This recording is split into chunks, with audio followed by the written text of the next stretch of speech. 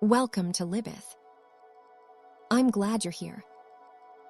This week we are in Heian, Japan, with the Tosa Diary, written by Tsurayuki. Start by holding the paradox. The book that opens a new form of Japanese prose insists on pretending. A high-ranking court official gives himself a different tongue, a different gender, and then tells us what it means to leave home. He frames a long coastal voyage in the voice of a woman, and by doing so, he makes absence and memory visible in a new way. That choice is not a clever aside. It is the organizing move that sets the diary apart, because it folds authority into the shape of mourning and lets the small details speak with the force of a law. Because Tsurayuki was a bureaucrat, because he had the kind of career that required ceremonies and documents and rice-boundings at court, the decision to write in kana, what contemporaries called the women's script, shifts power quietly but decisively. The official world wrote in Chinese. Records, ranks, legalese, and prestige belonged to characters the state used. Choosing the vernacular was a move outward from that center. He announces it with a simple line about style. Diaries usually follow masculine ways, but he will try the feminine manner. That announcement reframes authority not as ownership of correct forms, but as the right to stage a voice that others would not supposedly claim. Because he refuses the standard rhetorical armor, the diary invites bodies and small sounds into the field of literary significance. The dozens of gifts brought to the governor, the horse presented in proper manner, the farewell called Uma no Hanamuk, the sake, the long boxes of food and young greens, do not simply annotate status, they narrate belonging. The diary records not only who gave what but how people behaved. High, middle, low, all drinking and behaving strangely by the salt sea. Those moments expose power as ritualized reciprocity, rather than as abstract rank. The court official becomes a collector of gestures, and the gestures testify to relationships that will outlast his paperwork. Those gestures get cut open by a sudden, ordinary event. A girl born in Kyoto dies while the caravan prepares to leave. In the middle of feasts and poetry, the diarist slips in the news as a wound, and then watches how the group behaves around that wound. Some cannot bear it, others keep drinking. A certain person composes a poem that speaks of returning to the capital while someone else will not. The shock is structural rather than singular. The death does not simply add sorrow.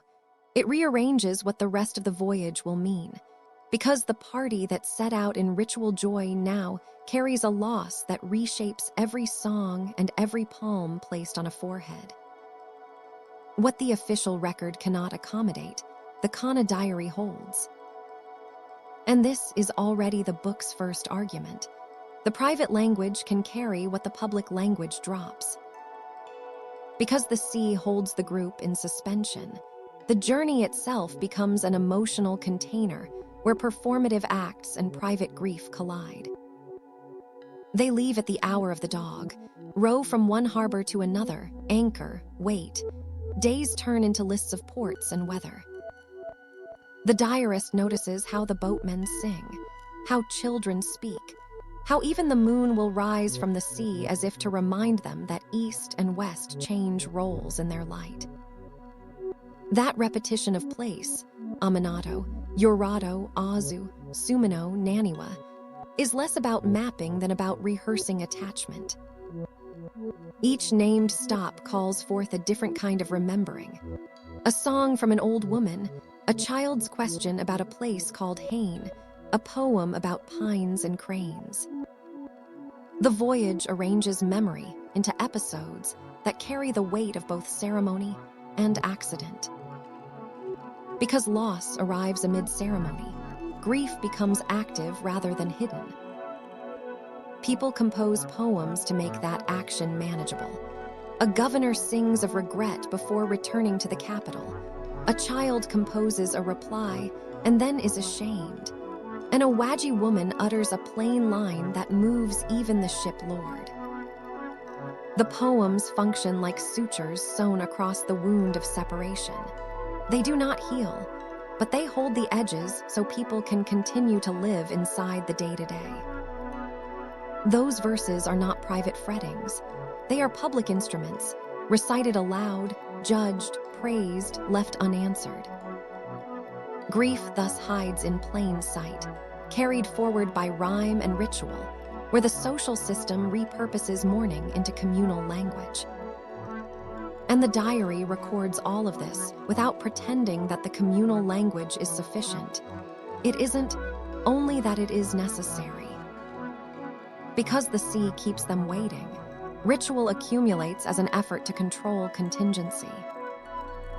When wind and waves make sailing impossible, the party prays to gods and Buddhas, spreads out sacred cloths, and offers what they can. Once, desperate to make the sea favorable, someone casts a mirror into the water, the only mirror available. And the diarist tells the odd exchange that follows as if trying to understand what kind of offering could touch a capricious god. The helmsman jokes about the god's heart. People speak Chinese verses as prophylactic charms. The sacred cloth blows where it will. These actions reveal human craft in the face of forces that will not be fully mastered, and they show ceremonial language trying to bind what the weather refuses to bind. The throne mirror is the book in miniature, something precious surrendered in order to see what it might reveal on the other side. Because Tsurayuki writes in the soft script of women, the diary can carry the small domestic details that official records would dismiss. The pressed sweetfish sucked by mouths on the boat, the lack of seaweed or certain condiments in a provincial place, a girl's little song about going home that cuts like a knife, an old man and a young woman too ill to eat. Those particulars do not exist simply as texture. They form the mechanics by which memory and longing operate. Mentioning that no one wore deep crimson on the voyage for fear of the sea god, or that a man would not let go of the wrapping cloth, turns the reader into a witness of small rituals trying to keep a fragile human world intact. Each detail is a node in a network of attachment that the official record has no vocabulary to name. Because the diary constantly negotiates between performance and feeling, the voice that narrates is both intimate and staged. The diarist admits skepticism about certain poems, jests about a helmsman who cannot read weather, and records a child's hesitation when pressed to compose. He notes who praised a song and who refused to reply. Those observations are not mere gossip. They show the diarist at work, shaping the record by choosing which comments to keep. The persona of the woman narrator lets him enter the sphere of the domestic and the emotional. And yet the diarist never loses the craft of an observer who knows how a social scene constructs itself. The mask is not passivity. It is an instrument of attention, calibrated to detect what rank would otherwise filter out. Because so much of the voyage depends on others, authority slips into unexpected hands. A seasick woman from a Waji, raising her voice, produces a line that moves the shiplord far more than any learned poem. A child composes a verse, and then runs away from the embarrassment of being praised. Even a small boatman's spontaneous utterance that sounds like a poem gets written down and recited. The diary collects these moments to show that expressive authority does not always follow rank. The capacity to speak plainly about longing, to turn a single observation into a song, becomes its own kind of power, and the diarist gives those moments space so they can unsettle the usual hierarchies. The Owaji woman and the child are not charming exceptions. They are demonstrations of the book's central claim, that the dismissed voice can carry more than the authorized one. Because the text keeps returning to images that refuse permanence, the moon that rises from the sea and sinks again, the pines that stand for ages while houses decay, impermanence moves from a philosophical claim into a felt rhythm. The diarist repeats the image of pines and cranes by the shore, notices the white waves like cloth, counts the days that pass without sailing, and watches nails grow untrimmed because of a ritual day. Those repeated images do not argue for change, they live change.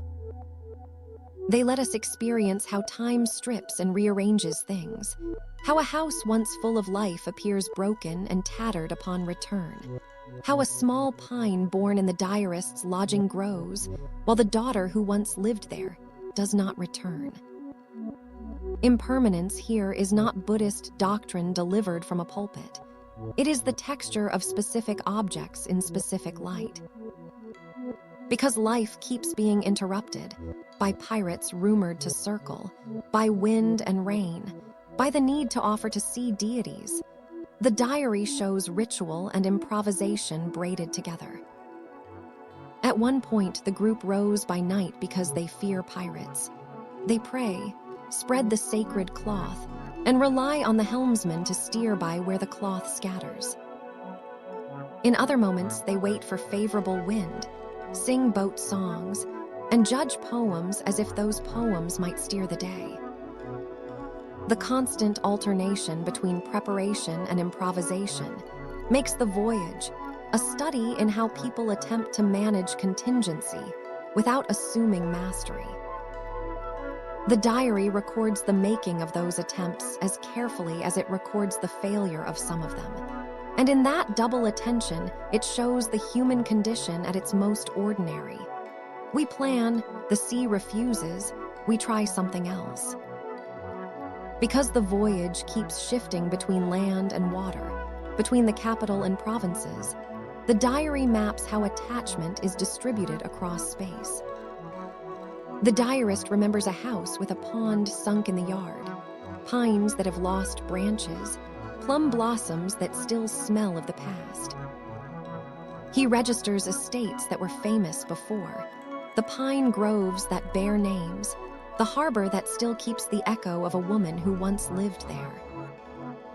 Each place called becomes a node for memory.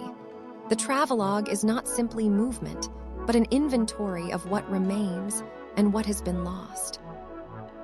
The journey moves forward, while the emotional map it traces keeps circling back, and the diary is both things at once, a log of progress and a catalog of grief.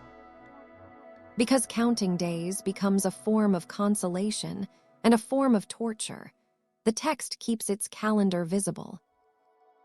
The diarist notes days by era names, marks when the month turns and the new year arrives. Counting becomes the way people maintain orientation amid the sea's dissolving of landmarks. They say, "How many days have passed?" and keep tally even as delay and weather mock the tally. The habit of enumeration shows the human need to make time legible, and it also makes the slow passage of sorrow palpable. Every added day deepens longing, and the count itself becomes a measure not of distance covered, but of the patience grief demands. Because the author can narrate social details so precisely, who recited which poem at what harbor, how people drank and behaved, which gifts were proper, and which were surprisingly heartfelt, the diary models mourning as a social practice. People do not simply feel grief. They enact it in poems, in offers of food, in refusing to drink red, in the awkwardness of attendants carrying fine items in a feast. That enactment shows mourning's social grammar. It requires performance, witnesses, and a community that consents to a kind of communal display. The diary records this grammar to reveal how sorrow itself gets distributed and regulated, how it is not a purely private event, but a system, one that the text both documents and participates in. Because the diary keeps showing the failure of objects to stabilize life, material gestures become poignant rather than consoling. The mirror cast into the sea is an offering that ends in a kind of comic tragedy. The helmsman interprets the god's heart in a way that unmasks human folly, and the narrator writes it down with both regret and wit. Gifts like horses and long boxes of food appear as fragile attempts to bind people across the distances that the sea enforces. The more they try to artifact their relationships, the more the sea exposes the limitations of those efforts. Objects accumulate, the absence accumulates alongside them. Because the narrator points out the way poetry functions in the voyage, sometimes artful, sometimes plain, sometimes childish, we see how language can be both shelter and exposure. An elegant verse composed before parting can cloak real longing in sanctioned form. A child's blunt line about parents waiting at home cuts through artifice with a sharper grief. The diary holds those juxtaposed styles together, letting us hear how different voices try to express the same ache. That sonic layering makes the book less a single voice than a listening place where voices interrupt, respond, and sometimes fail each other.